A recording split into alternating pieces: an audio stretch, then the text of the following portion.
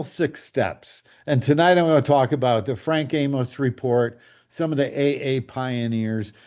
The stories appeared in the first edition Big Book, and some of the things that happened in the very, very early days, and kind of just show how Alcoholics Anonymous was getting started and how these people were getting sober. You know, when the Big Book came out in April of 1939, the people whose stories are in the Big Book didn't have the 12 steps. So we often just assume that somehow these 100 people stayed sober. Well, there's more to it than they just stopped drinking and started talking to one another. They actually were taking certain steps and actions and attempting to live by principles. So this presentation is a comprehensive historical view of the spiritual program that gave rise to Alcoholics Anonymous. In part one, we examined Bill W.'s recollection of the original steps, 6 steps that he wrote in 1953 that he had recalled and written down, and several audio recordings from the 40s and 50s of Bill sharing the plan of action in the pioneering days of AA and the Oxford group influences that shaped those practices. Well, in part two, we'll examine the 1938 Frank Amos report from Akron, which provided the earliest written description of the fellowship's methods, testimonies from early AA members, including Dr. Bob, and excerpts from the first edition Alcoholics Anonymous. Together, these sources confirm that AA had a functioning program of recovery well before the 12 steps were published. And last week I shared this, or, in part one, we did share this, but just to kind of get everybody into the right frame of mind and what these 6 steps were and what Bill was talking about, we pulled out a talk here from Bill in 1948 in Washington, D.C. I'm drunk in Brooklyn at home.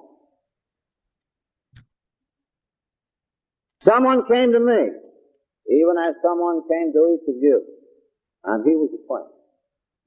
And he said, if you will become more honest with yourself, if you will stop this accursed business of living alone and humble yourself to confess to another,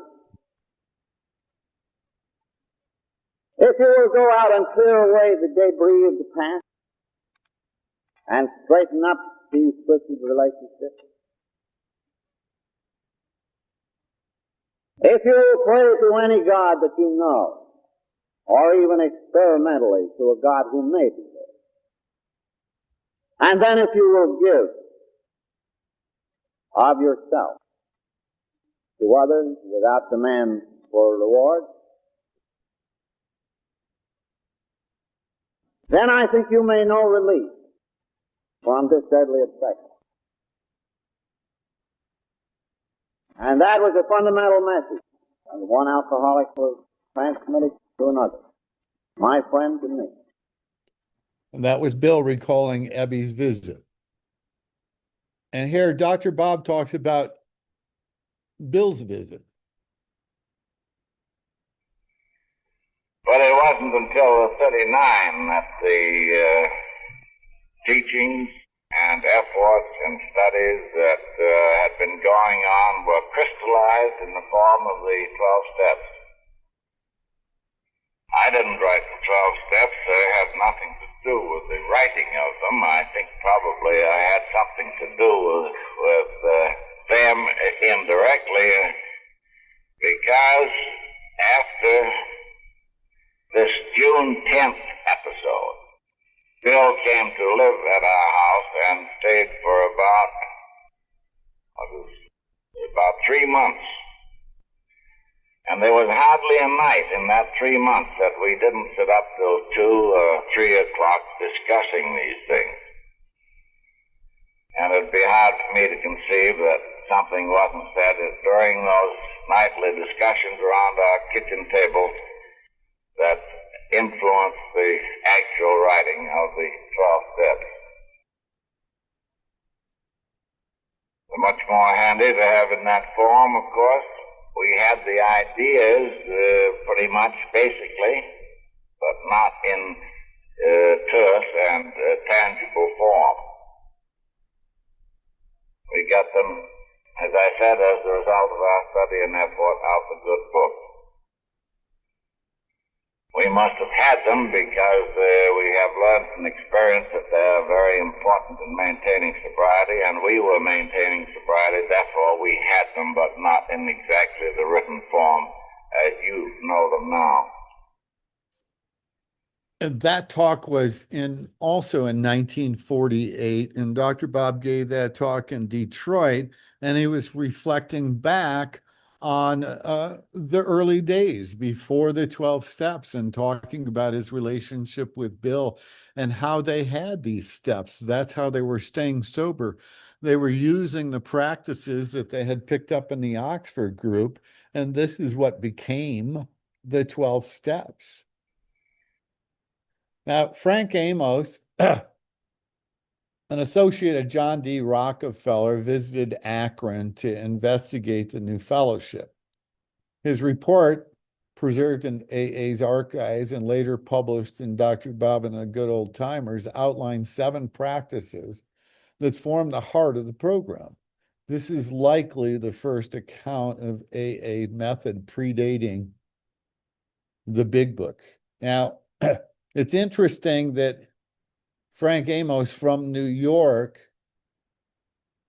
who's sent to investigate this because they want to ask Rockefeller for money, and he sends Frank Amos to Akron.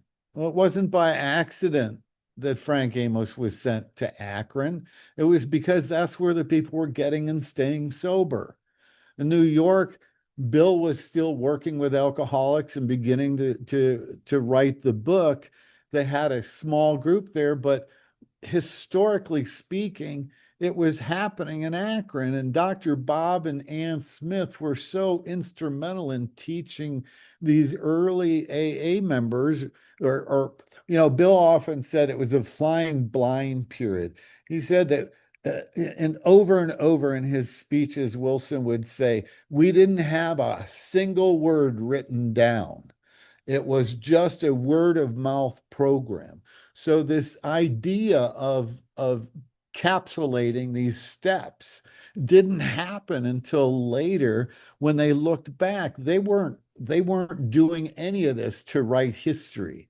And it's very interesting here on the Frank Amos page. We got a couple of his death notices, and the one, he's one of 5 original founders of Alcoholics Anonymous, and the other one is a founder of Alcoholics Anonymous. So Frank Amos was a very, very significant character in Alcoholics Anonymous and stayed on with the Alcoholic Foundation for many years.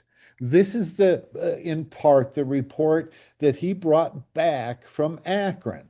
And he gave this to John D. Rockefeller for consideration. 1, an alcoholic must realize that he is an alcoholic, incurable from a medical viewpoint, and must never again drink anything with alcohol in it. 2, he must surrender himself absolutely to God, realizing that in himself there is no hope. 3, not only must he want to stop drinking permanently, he must remove from his life other sins, such as hatred, adultery, and others, which frequently accompany alcoholism. Unless he will do this, absolutely, Smith and his associates refuse to work with him. 4, he must have devotions every morning, a quiet time of prayer, and some reading from the Bible and the other religious literature. Unless this is faithfully followed, there is grave danger of backsliding. 5, he must be willing to help other alcoholics get straightened out. This throws up a protective barrier and strengthens his own willpower and convictions. 6, it is important, but not vital, that he meet frequently with other reformed alcoholics and form both a social and a religious camaraderie-ship. 7, important but not vital that he attend some religious service at least once weekly. All the above is being carried out faithfully by the Akron group, and not a day passes when there is not one or more new victims to work on, with Smith as their leader by common consent. You know, if there is any question of Dr. Bob's role in Alcoholics Anonymous as a co-founder, this report in 1938 should answer that question. There is absolutely no doubt in my mind, and enough evidence right here to show that Dr. Bob was a co-founder and a leader of Alcoholics Anonymous at this time. Now, AA did not have a name, so we have to keep that in mind, that AA still, it was a nameless society, and these were the drunk squads. But if you look at what happened in the Amos report, he was able to go back and tell John D. Rockefeller, these people need your support. The first edition text references Bill W.'s 6 steps. And these are the references to the 6 steps. Headings used in Bill W.'s account in 1953 of the 6 steps that he had written down from recollection. And here they are. Admitted hopelessness. Got honest with self. Got honest with another. Made amends. Helped others without demand, and prayed to God as you understood him, or God as you understand him. Now, because this presentation is quite long and there's a lot of quotes, I'm going to abbreviate some of them and not read every single one. But the first step that he outlined was admitting hopelessness. We learned that we had to fully concede to our innermost selves that we were alcoholic. This is the first step to recovery. The delusion that we are like other people, or presently maybe, has to be smashed. Well, here we go. We alcoholics are men and women who have lost the ability to control our drinking. We know that no real alcoholic ever recovers control. All of us at times, or all of us felt at times that we were regaining control, but such intervals, usually brief, were inevitably followed by still less control, which led in time to pitiful and incomprehensible demoralization. We are convinced to a man that alcoholics of our type are in the grip of a progressive illness. Over any considerable period, we get worse, never better. And that's page 41, more about alcoholism. And these page numbers reflect first edition pages. So everything that we're showing is from the first edition big book. Again, going on more, admitted hopelessness. And this is, again, in the context of the first part of the book. If a mere code of morals or a better philosophy of life was sufficient to overcome alcoholism, many of us would have recovered long ago. But we found that no such codes and philosophies did not save us. No matter how much we tried, we could wish to be moral, we could wish to be philosophically comforted. In fact, we could will these things with all our might, but the needed power wasn't there. Our human resources, as marshaled by the will, were not sufficient. They failed utterly. Lack of power. That was our dilemma. We had to find a power by which we could live, and it had to be a power greater than ourselves, obviously, but where and how do we find this power? Well, that's exactly what this book is about. Its main object is to enable you to find a power greater than yourself, which will solve your problem. That means we have written a book which we believe to be spiritual as well as moral. And it means, of course, that we're going to talk about God. And that's in We Agnostics. Now, getting honest with oneself. This was the second of the six steps as he reflected on them.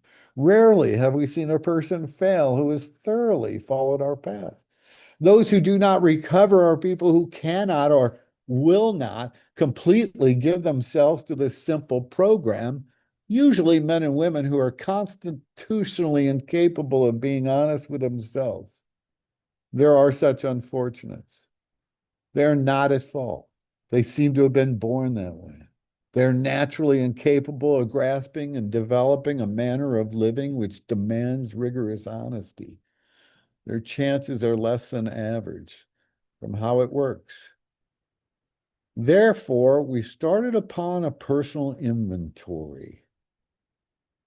This was step 4. A business which takes no regular inventory usually goes broke. Taking a commercial inventory is a fact-finding and fact-facing process. It is an effort to discover the truth about the stock in trade. One object is to disclose damaged or unsellable goods to get rid of them promptly and without regret.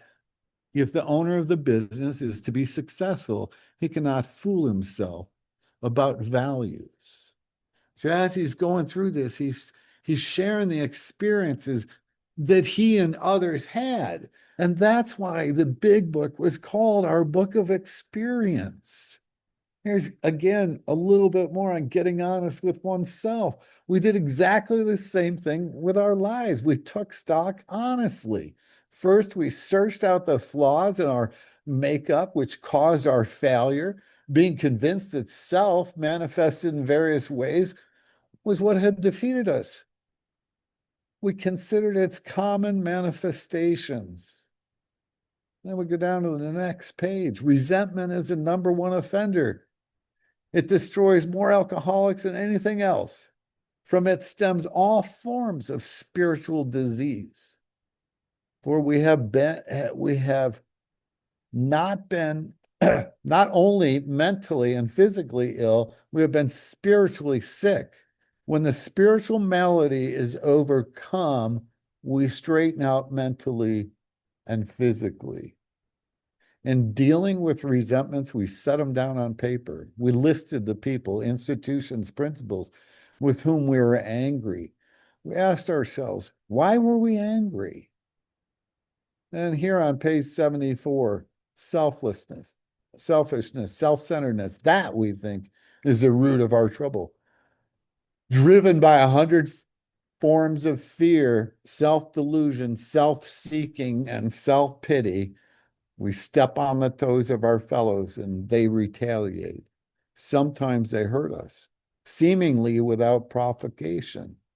But we invariably find that at some time in the past, we have made decisions based on self, which later placed us in this position to be hurt. Got honest with another, and this is what turned into our 5th step. We must be entirely honest with someone if we expect to live long and happily in this world. Rightly and naturally, we think well before we choose this person or persons with whom to take this intimate and confidential step. Those of us belonging to religious denominations which require confession must, and of course, will want to go to the proper appointed authority whose duty is to receive it. Though we have no religious connection, we may still do well to talk with someone ordained by an established religion. We often find such a person quick to see and understand our problem. Of course, we sometimes encounter people who do not understand alcoholics. There we are into action. If we cannot or would rather not do this, we search out acquaintances, our acquaintances, for a closed mouth, understanding friend. Perhaps our doctor or psychologist will be the person.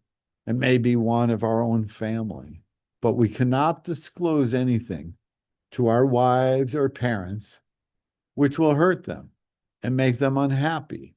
We have no right to save our skin at the other person's expense. Such parts of our story we tell to someone who will understand, yet be unaffected. The rule is we must be hard on ourselves, but always considerate of others. I'm gonna skip this one. All right, here we are making amends. No, we need more action, without which we find that faith without works is dead. Let's look at steps 8 and 9. We have a list of all persons we have harmed and to whom we're willing to make amends. We made it when we took the inventory. We subjected ourselves to a drastic self-appraisal. Now we go out to our fellows and repair the damage done in the past. It is harder to go to an enemy than a friend, but we find it much more beneficial to us. We go to him in a helpful and forgiving spirit, confessing our former ill feelings and expressing our regret.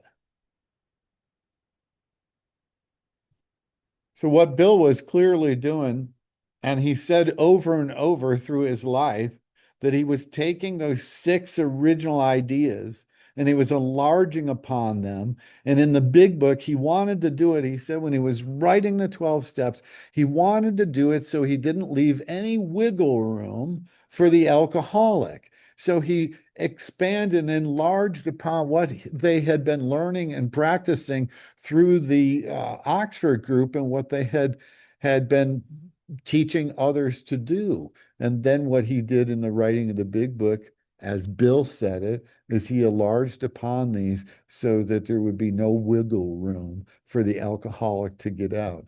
And here, making amends. We must lose our fear of creditors no matter how far we have gone, for we are liable to drink if we're afraid to face them.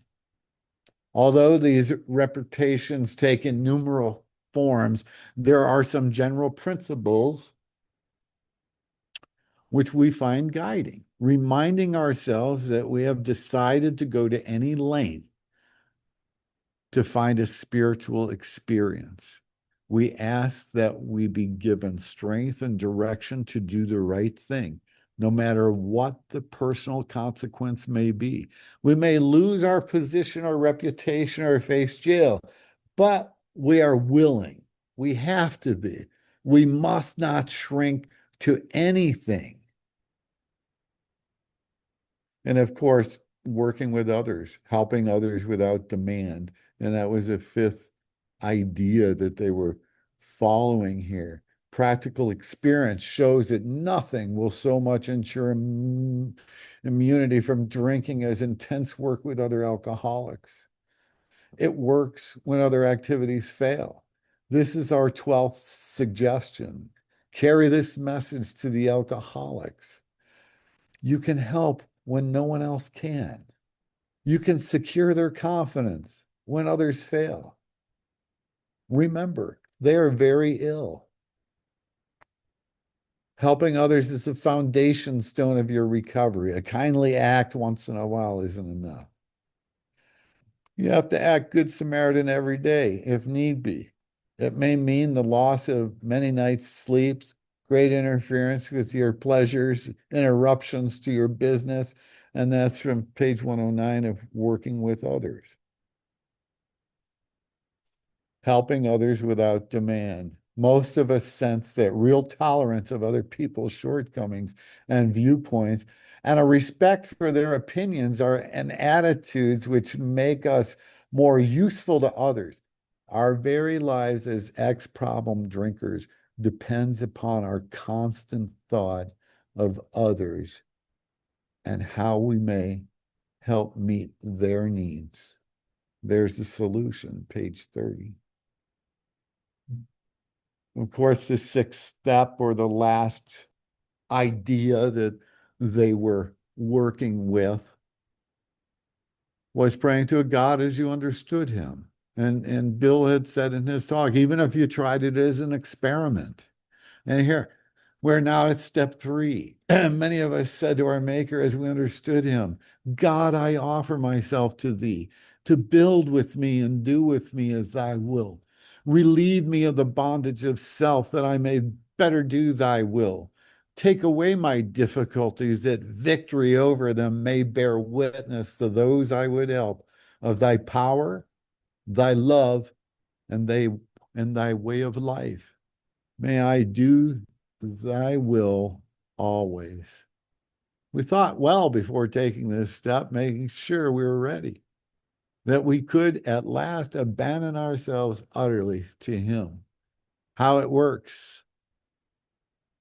And here we go. When ready, we say something like this: My Creator, I'm now willing that you should have all of me, good and bad. I pray that you remove from me every single defect of character which stands in my way of my usefulness to you and my fellows. Grant me strength as I go out from here to do your bidding. Amen. We have then completed step 7. You can see how Bill expanded upon these and created the 12 steps by using the original ideas that they had picked up in the Oxford group that they were using to stay sober. When ready, we said something like, my Creator, I'm now willing to have a bad. I thought I just read this, Tim. I'm going to skip that page. Prayed to God as you understood him, understand him. On awakening, let us think about the 24 hours ahead. We consider our plans for the day. Before we begin, we ask God to direct our thinking, especially asking that it be divorced from self-pity, dishonest, or self-seeking motives. Under these conditions, we can employ our mental faculties with assurance, for after all, God gave us brains to use. Our thought life will be placed on a much higher plane when our thinking is cleared of wrong motives. That was Into Action, page 99. So you can see how the original ideas that he wrote down in 1953 and numbered them 6 steps, you can clearly see how he enlarged upon these. And that's what he said throughout his life, that he enlarged upon these so that there would be no wiggle room. As we go through the day, we pause when agitated or doubtful, and we ask for right thought or action. We constantly remind ourselves we're no longer running the show, humbly saying to ourselves many times each day, thy will be done. Into Action, page 100. Now we'll get into some of the other people, not just Bill, because all of that was Bill W. And now we want to talk about some of the big book stories and where they referenced and how they referenced to Bill W.'s 6 steps. The headings use Bill W.'s April 53 wording. All quotations are from the 39 first edition personal stories, pages 183 through page 396. And here we go. Admit its hopelessness. This was from the story of Businessman's Recovery, Bill Rodell. This is page 244 in the first edition. Now, the picture you see is from the original manuscript, the book that started it all. And Tim selected some of these pictures just to show, the printer's manuscript and how that was coming together. But here on page 244, finally, I dimly began to get the realization that during 20 years of continual drinking, every expedient I had tried, and I had tried them all, had failed me. I hated to admit the fact, even to myself, that I just couldn't lick booze. I was licked. I was desperate. I was scared. Our Southern friend, Fitz Mayo. I'm in the hospital for alcoholics. I'm an alcoholic. The insane asylum lies ahead. I wish I were dead, as I have often wished before. Again, hopelessness. A different slant. Harry Brink, page 253. Within 60 days after leaving the hospital the second time, I was pounding at the door, willing to do anything to conquer the vicious thing that had conquered me. Continuing, fired again. Wally Gillum. I had learned my lesson. I knew definitely that I couldn't take even one drink. I wanted to get married, so I planned very earnestly to get another job, stay sober, and save some money. Why did I take that first drink? I honestly don't know. Hopelessness. Now, getting honest with oneself. And here, Fitz Mayo, page 236. Suddenly a thought comes. Can all the worthwhile people I have known be wrong about God? I find myself thinking about myself and a few things that I had wanted to forget. I began to see I am not the person I thought myself, that I had judged myself by comparing myself to others and always to my own advantage. It is a shock. Wow, to just face the truth about yourself and to see that you look down on people. And here on page 39, on page 239, halfway down the driveway, a thought strikes me. I'll be honest anyway. I'll tell my wife what I'm going to do. When I'm through speaking, the whole idea has become absurd. Not a trace of fear is in me. I laugh at the insanity of it.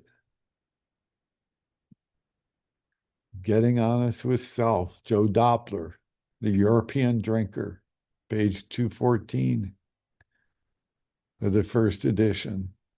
He went on talking and told me that he had found the plan as a basis of love and practice of Christ's injunction. Love thy neighbor as thyself. Taking that as a foundation, he reasoned that if a man followed that rule, he could not be selfish. I could see that. And further, he said, God could not accept me as a sincere follower of divine law unless I was ready to be thoroughly honest about it. That was perfectly logical. My church taught that. I had always known in theory. We talked too about personal morals. You can see how these early steps, these guys did not have the 12 steps. They had the word of mouth. They had what they were picking up at the Oxford group meetings. They had with what they were sharing with one another. You saw Frank Amos's report from back in 1938. And Frank Amos' report in there did not mention the Oxford group. He was talking about alcoholics. He was talking about what they were doing together. He was not talking about the meetings of the Oxford group, although the principles had come from, as he mentioned, the good book and other materials that they were reading. And Dr. Bob reinforced that. Here, this idea of getting honest with another person. Florence Rankin, The Feminine Victory. I was eased out of the mess, and in a day or two, I had a long talk with one of the crowd. I dragged out all my sins of commission and omission. I told everything I could think of that might be the cause of creating a fear situation, a remorse situation, or shame situation. It was pretty terrible. I thought then to lay myself bare that way, but I know now that such is the first step away from the edge of the precipice. Wow. You know, the fear situation, the remorse situation, the shame situation. Bill covers so many of these things in the steps when he gets to step 6, 7. We start talking about character defects. Here, get honest with another. And Fitzhugh says, then he asked me if I'd be willing to right all my wrongs I have I have ever done to anyone, no matter how wrong I thought they were. Am I willing to be honest with myself about myself and tell someone about myself? Am I willing to think of other people and of their needs instead of myself? To get rid of the drink problem, I'll do anything, I replied. The first edition stories are so powerful. As I'm reading this, I remember my sponsor who got sober, from the second generation. He got sober in 1951. He said, when you transfer the obsession off of self to that of service to others, is when we get up, stand up, and stay up. Making amends. And here's Hank, the unbeliever. Said he couldn't call back the hellish things he had done, but he figured life might be a ledger page. If he did a little good here and there, maybe the score would be evened up someday.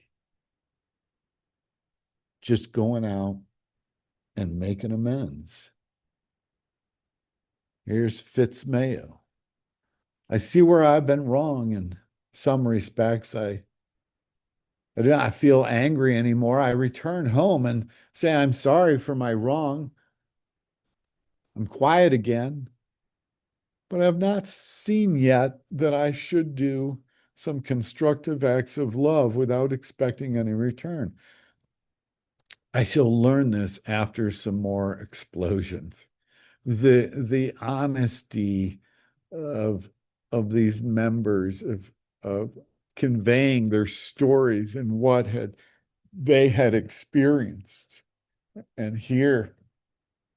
And that's one of the reasons I, really look at the book Alcoholics Anonymous as the book of experience, because that's what they were giving us.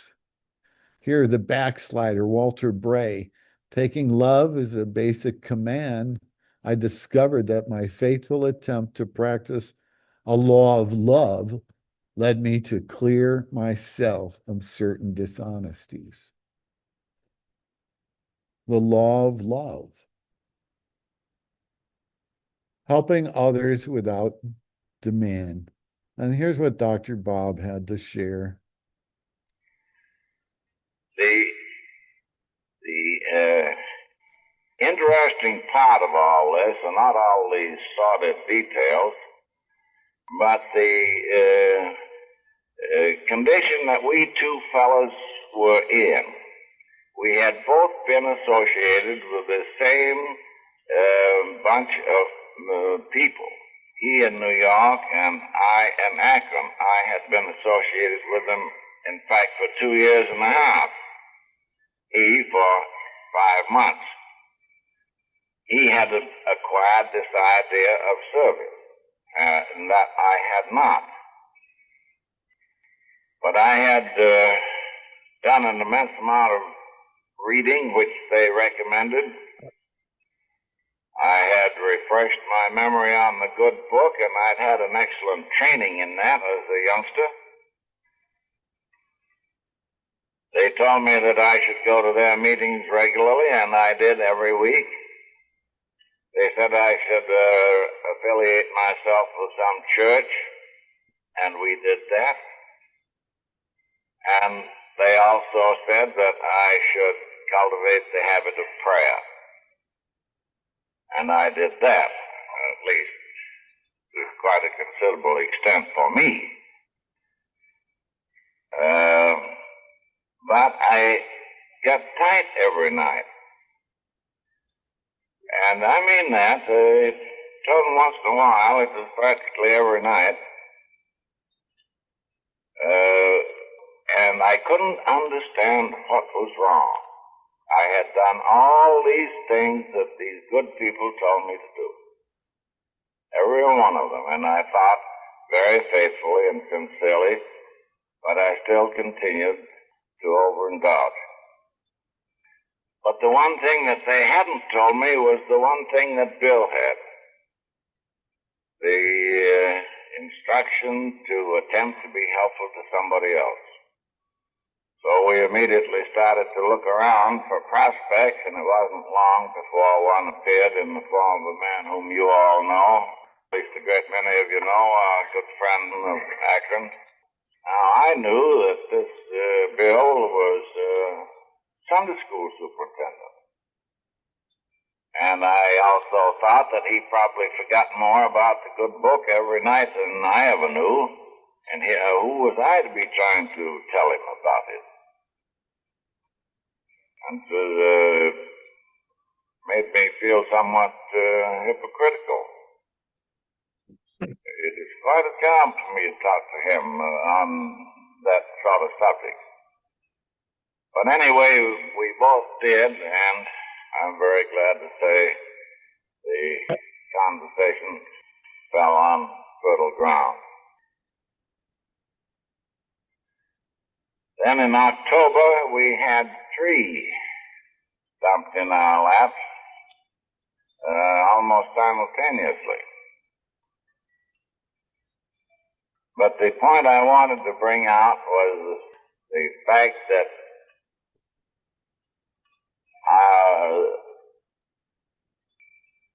in my mind, the spirit of service is of prime importance, although it has to be backed up with some knowledge of the subject.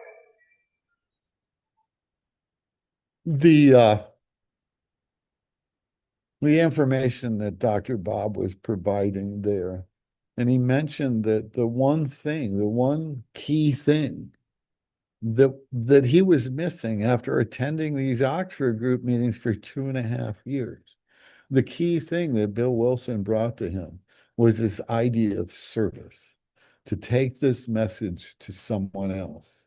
And it's interesting that Dr. Bob lived that throughout his life. And his last talk that he gave to Alcoholics Anonymous, he said, if you simmered this program down to 2 things, those 2 things would be love and service.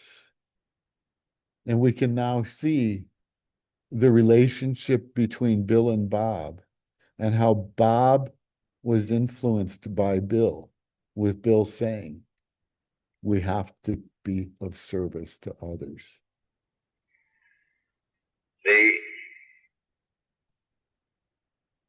Dr. Bob's story, Dr. Bob Nightmare, page 192 and 93, I spent a great deal of time passing on what I had learned to others who want and need it badly. I do it for 4 reasons.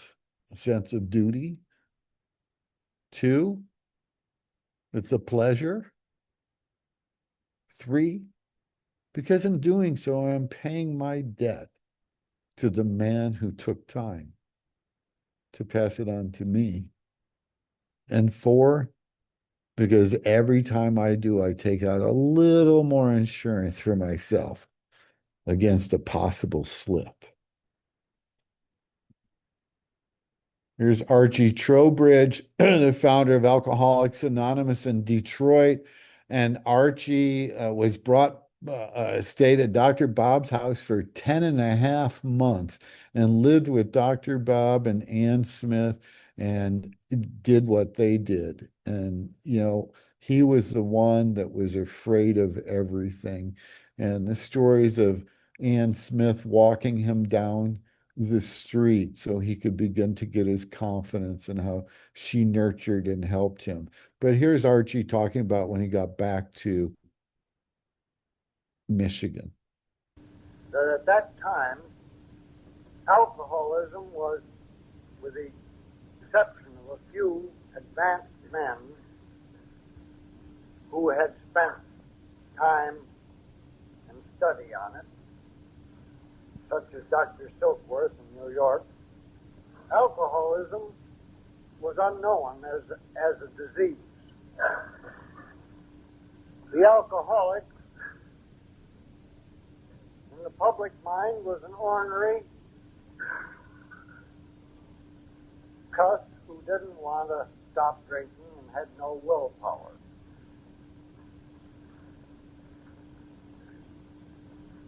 However, by talking to people on street corners and anybody who would listen to me, and by talking to personnel men in factories, and to ministers, and to those doctors that I could get hold of, I got a seed planted amongst a number of people, not themselves alcoholic prospects, but people who were likely to come in contact with the problem of alcoholism. I should explain that my disposition was such that I couldn't and would have been no good at running in and out of bars and trying to sell this business cold turkey to some drunk. I had to go about it in a roundabout way of getting prospects where they were most likely to crop up. However, I did get that spring, in March, my first prospect. And he was a Lulu.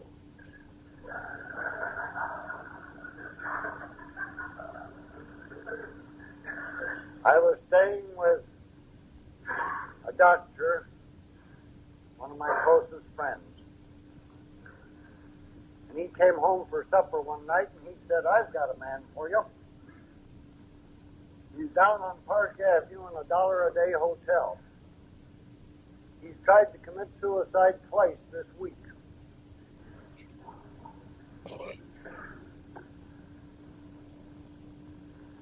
Does he know anything? Does he want to stop drinking? I don't know. Have you ever heard of us? No. Well, it's my duty to go and see him. I took a bus from the east side downtown and went through a lot of torture for half an hour on the bus. What was I going to say to this fellow? Every time I got all wrought up about it, I finally said to myself, wait a minute, your job is to get in the same room with that man and see what happens next. I just love that clip from Archie Trowbridge. It was like he was the first EAP, going into the factories and going in and talking to the employers and letting them know that he had a solution. He had nowhere to take people yet. He had just returned to Michigan. There was no sober members of Alcoholics Anonymous. And Archie was by himself. And this is what this man who was so filled with fear just a year before when we went to Dr. Bob's house that he could not step outside, was going into factories. He says, I couldn't go into bars. And, that's what they were doing. They had to find people to work with. Helped others without demand. And this is from Hank's The Unbeliever, page 197.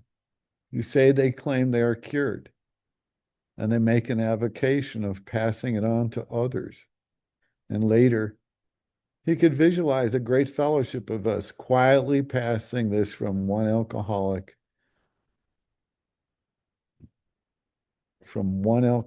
to alcoholic, nothing organized, no ministers, no missionaries. What a story. Thought we'd have to do it to get well.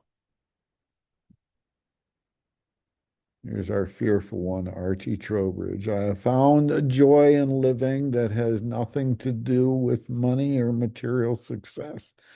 I know that incomparable happiness that comes from helping some other fellow get straightened out.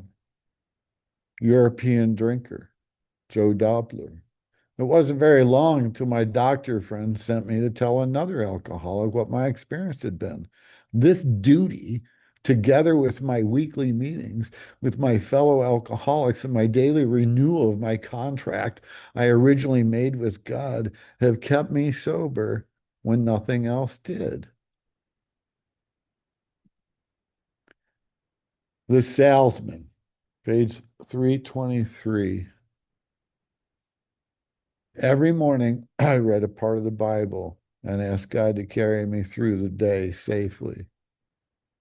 I've been sober for 2 years, kept that way by submitting my natural will to the higher power, and that is all there is to it.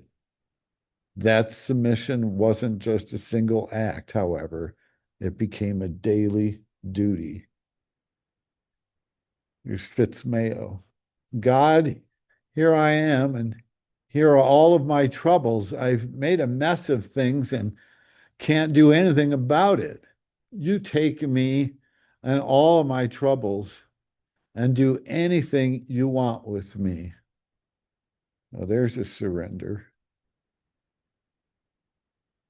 The truth freed me, Paul Stanley, page 338. Are you right with the Father who knows your needs before you ask?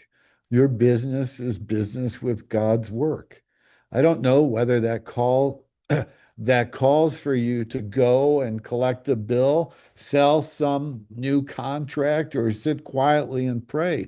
But your Father knows, and if you will but permit him, he will direct you. Ralph Furlong, another prodigal story.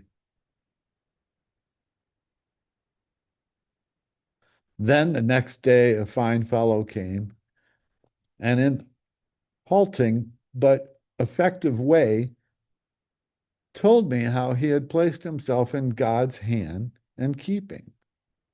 Almost before I knew it, I was asking God to clean me up. Here's Dick Stanley. There are, it seems to me, 4 steps to be taken by one who is a victim of alcoholism. First, have a real desire to quit. Second, admit that you can't. Third, ask for his ever-present help. And fourth, accept and acknowledge this help. Prayed to God as we understood him. The simple words, thy will be done, and the simple idea of honesty and of helping others are taking on new meaning for me.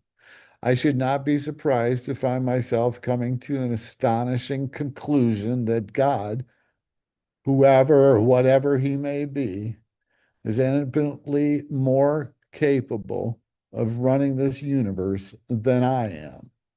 At last, I believe I am on my way. Well, in conclusion, the evidence from the Amos report, Bill's 6 steps, and the Oxford group writings, AA pioneer testimonies, the first edition big book, converge on the same reality. Long before the 12 steps were finalized, there was already a coherent, functioning program of recovery. It was transmitted orally, practiced in community, and preserved in writing. The story of AA is not one of sudden invention in 1939, but of gradual crystallization of principles rooted in the Oxford Group's practice, refined in Akron and New York, and validated in the lived experiences of the first members. This heritage forms the bedrock of Alcoholics Anonymous. And I want to share with you that a bell is not a bell until we ring it, and a song is not a song until we sing it. And love wasn't put in our hearts to stay. Love is only love when we give it away. Thank you for being part of this evening. We appreciate you, and I hope you've enjoyed it.